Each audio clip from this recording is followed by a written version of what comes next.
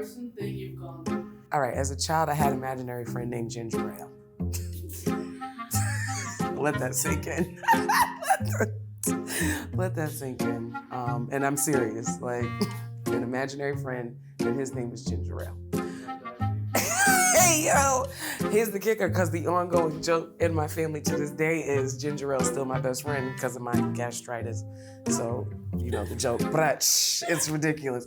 We're inside the maze. And no, this is not the critical breakdown. It's your girl Monique, AKA Mz Mophila, and these are my 21 questions. They finally got me up here, man. It's crazy.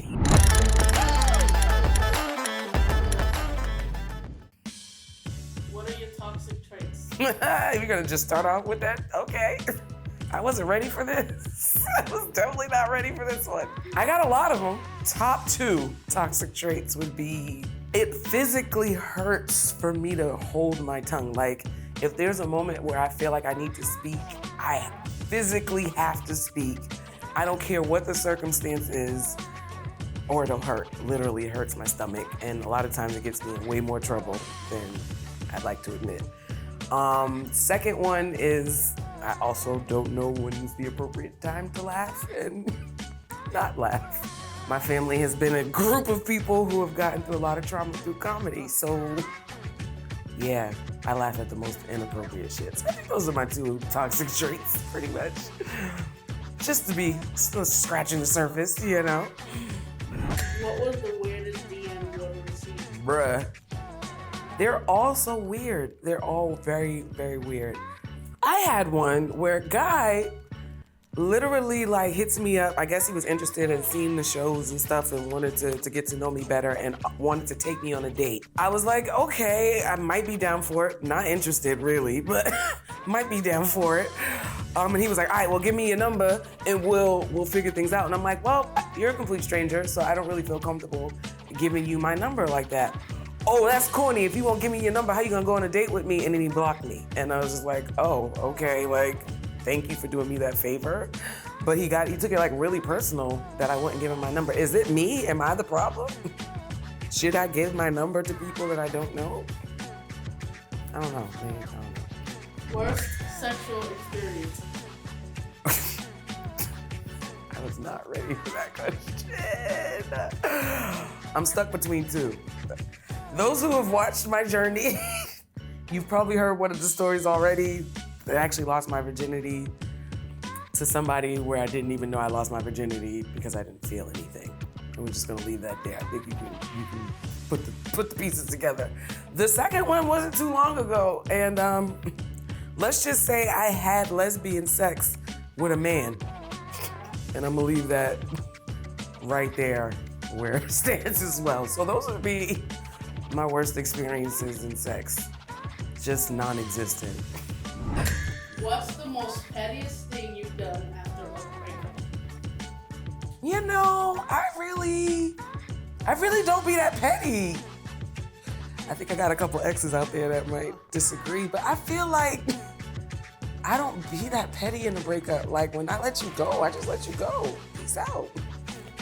I feel like I should have got some petty shit in. I wanted to slash a couple tires and things, but is that petty or is that crazy? I don't know. I don't know. Y'all tell me. But nah, I'm standing on that. I don't do the petty breakups. When I let you go, I let you go. My absence hurts enough. If a man asks you to eat his ass, what do you do? I was about to go crazy. But I got students that be watching this. But they gonna have to hear it. I'm about that life, y'all. I'm about that life. My name is Mz Mophila, and I eat ass. Shout out to all the fellas out there that are about that life. And ladies. Shout out to y'all. What is something someone shouldn't ask you on a first date? There's so many questions I'm pretty much an asshole. Just don't ask me anything superficial. You better not ask me if I got it, like if I'm splitting the bill or anything like that, because that's absurd. There's so many things that I've heard that you should not ask. Like, what you doing single at this age? You too pretty. Like, why are you single? Like, I can ask you the same question. Or why you ain't got no kids? Like, something's wrong with me. Like, there's a lot. There's a lot of things you should not ask me on the first date. Or like, do you live alone? That's a little creepy. Now, I do understand that that's a double-sided question, but if I'm first meeting you and you're asking me my living situation, I'm thinking either number one, you trying to move in with me, or number two, you trying to kill me or do something crazy. Like, I don't understand why that's number one question, but that's my own thing. It's just me. What's the weirdest thing you ever searched on Google? Nah, y'all bugging. Y'all are bugging. I just searched it recently too, and it's crazy because I might smoke too much and can't remember very much. But I remember when I was searching it, I was like, fuck, I need to delete this from my search history because if I ever die and people see that I searched this, people are gonna judge me heavy, and I can't remember what that is. I guess I must have erased it from my memory as well. And that's my story, and I'm sticking to it. Other than that, it's just usually weird porn stuff, but we'll get off that. What pisses you off? Everything. What the fuck? Like, when am I not? Ask the team, when am I not pissed off? Okay? You see me laughing and joking on these shows, man, when I tell you literally 95% of things piss me off. And you probably have fell victim to these fingers in your face because you have pissed me off. Everything pisses me off. Long story short. Fast food horror story. Bruh. Every fast food story is a horror story these days, but I can tell you a team horror story. That's what I can tell you. Chick-fil-A. Downtown. We were all working hard that day and decided to go to lunch for Chick-fil-A.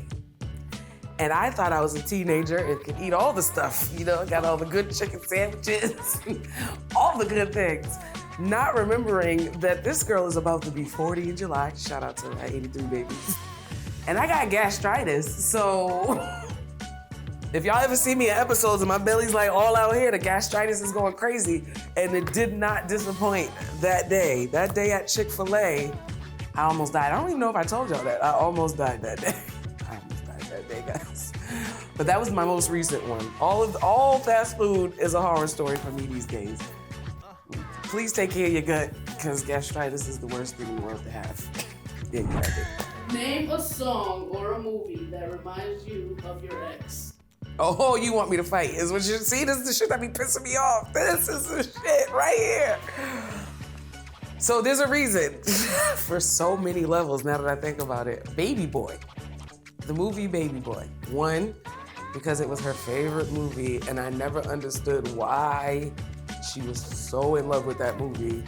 But when I stop and look at it now, I'm like, I see a lot of similarities in this movie. Starting to see a similar theme. So Baby Boy is always the first thing that comes to mind when I think about my ex. And I'm gonna just leave that up for interpretation. What was your last argument about? Yes, wait a minute. I only argue with people I give a fuck about. So my arguments really be personal, okay? But they be over the dumbest shit. It's never anything that serious. So a person that I care about has been neglecting me lately, and I haven't gotten to spend much quality time. And I'm the type of friend where if I don't get my quality time in and I really care about you, I'm acting a motherfucking fool. So don't tell me that you're having fun with anybody else, because now I'm wishing hell on you, your friend's life, and everybody. And that's kind of the last argument I got into. I'm being neglected, and my friend decided to hang out with their other friends, and I got mad. Mad childish, bro. I'm extra childish about it. But I'm grown enough to admit it, you know? That's as deep as my arguments go at this point. That's as deep. Because at this age, I really don't give a fuck. I'm sorry. I really don't. What is the most embarrassing thing you've done? You know, why did I feel like this question was gonna come up in my 21 questions? So there's levels to embarrassment. My family loves to tell all of my embarrassing stories. Is it something that I've gone through or just a fact that's embarrassing? All right, as a child, I had an imaginary friend named Ginger Ale. Let that sink in. Let that sink in. And I'm serious, like an imaginary friend and his name is Ginger Ale. Hey, yo, here's the kicker, because the ongoing joke in my family to this day is Ginger Ale's still my best friend because of my gastritis. So, you know the joke, but it's ridiculous. But yeah, so when I was a kid, growing up, I was the youngest of youngest of 3 siblings, 2 older brothers, and then myself. And then my mom had her boo. So the household was set up to where my brothers shared a room, and then my mom and her boo had a room, and then it was just me in my room by myself. And I remember one night, like everybody was in their rooms having such a good time, like laughing and kikiing, and I'm just sitting in the room by myself, like. So I decided, all right, I need a friend. All right, and now I got an imaginary friend. And me and Ginger Ale would be up all night. I'm in my bedroom laughing by myself just so I could compete with the other people in my house who were laughing and having fun with actual people. So shout out to Ginger Ale, man. All that to say that. Canada Dry, maybe you'll endorse me or something. I don't know. No. But I definitely acted like it. Like I would make my mother make them some food or act like they sat on them. I didn't see anything. I really was just going along to create a friend that I knew I didn't have. Mad ridiculous. I can't believe I shared that story. What's the corniest thing you've seen someone do for clout? So you're trying to start trouble, is what you're asking. I've seen people cyberbully helpless individuals for clout. That's corny. I've seen, oh God, there's just so much that people do for clout that I really don't understand. That whole clout chasing concept is corny to me, honestly. Just be yourself. Authenticity is always gonna get you further than chasing any fucking clout out there. So it's all corny to me. If you're doing it for likes and you're doing it for numbers, I will respect it. If you do it naturally, you good in my book. What's the easiest way to lose your attention? Ask me what you're doing more than twice. I promise you by this 3rd time, I'm giving you the most ignorant answer and I'm probably blocking you. Because why are we wasting time at this point? The only time you should be texting, what are you doing, is if you are setting up some plans or you want to meet with me. But if every day you hit me with the what you doing, I'm not gonna tell you what I'm gonna respond. I'll leave that asshole to suspense. I'll leave that on suspense. That's what I will do. But yeah, don't WID me to death, please don't. Craziest road rage story. I have, can you guess I might have a little bit of bad road rage to where I feel like I'm invincible behind the wheel. I will fast and furious Tokyo drift, do whatever I need to do to get my point across. And there was one night I had to have somebody in the car with me that brought me back to reality.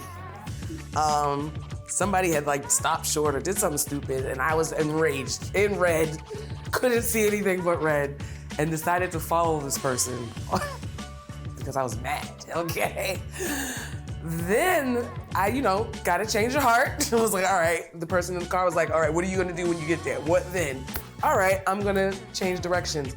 They then decided to start following me. So now the roles are reversed. I, because again, I'm still mad, pull over because I'm like, nah, we're not about to do this chase. I'm pulling over, what they wanna do?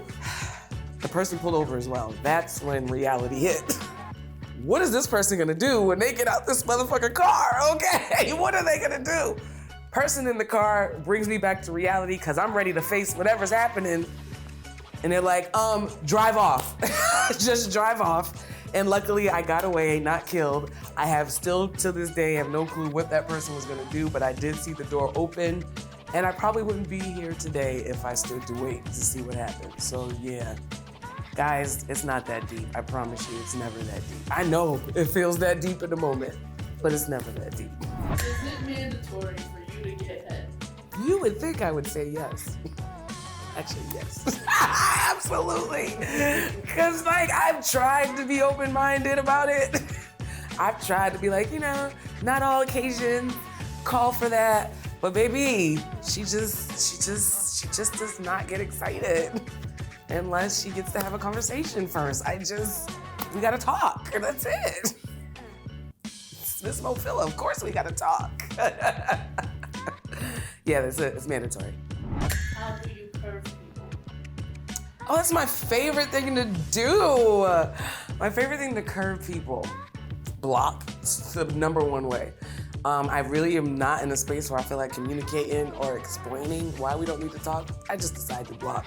So if you've tried to reach out to me and your bubble turned green, you've been curbed, okay?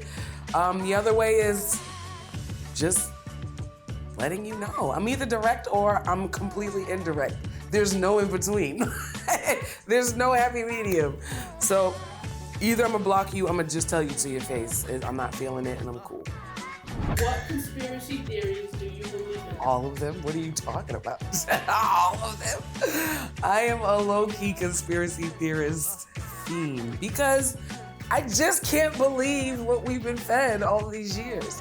I'm starting to dive into the whole Earth being flat and a globe joint type of thing. I'm getting into that. I'm researching that one. There's another one. There's so many. Of course, the Illuminati. I'm almost scared to say it because I don't want them coming for me.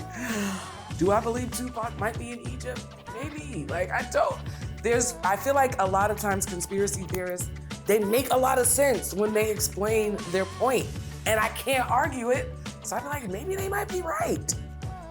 So I believe them all. I'm down with y'all conspiracy theorists. What do you consider the worst zodiac sign? There's a tie. A strong tie. People are gonna say I'm bitter, but I feel like this across the board. Geminis and Aquariuses. There, I said it.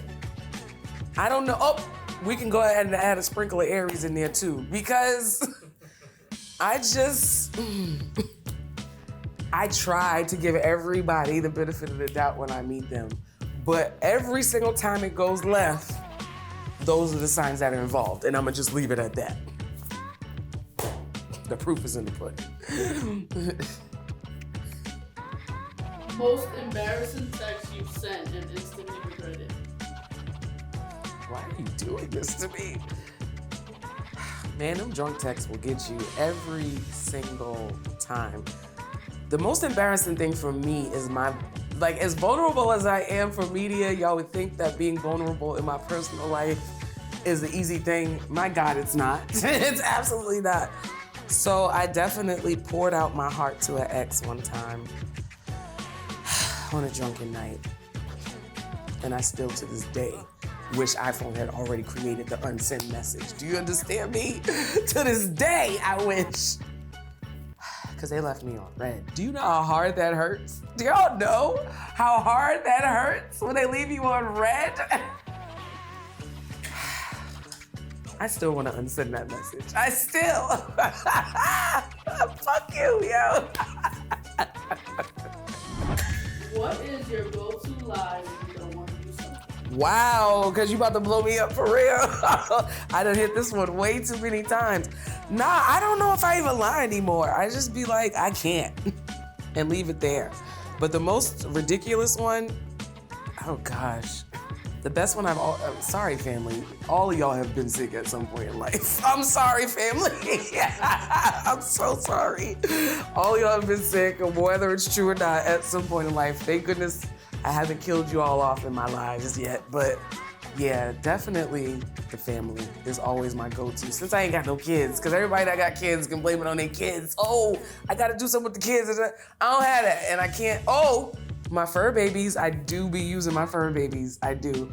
Oh, I gotta run home and feed the dog, or, oh, he's getting anxious, I gotta, nobody gives a hell about the dog. But I definitely will use him to get the hell out of something if I don't wanna go. The dog got the shits. I promise you, if I've used that on you, it was a lie. I promise you.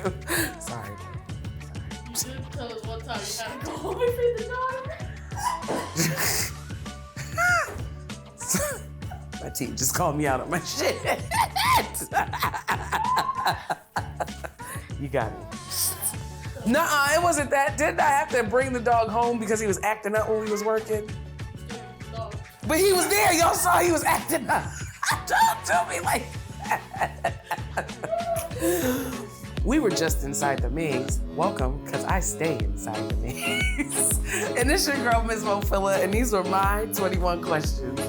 Peace, little niggas. No, so I'm kidding.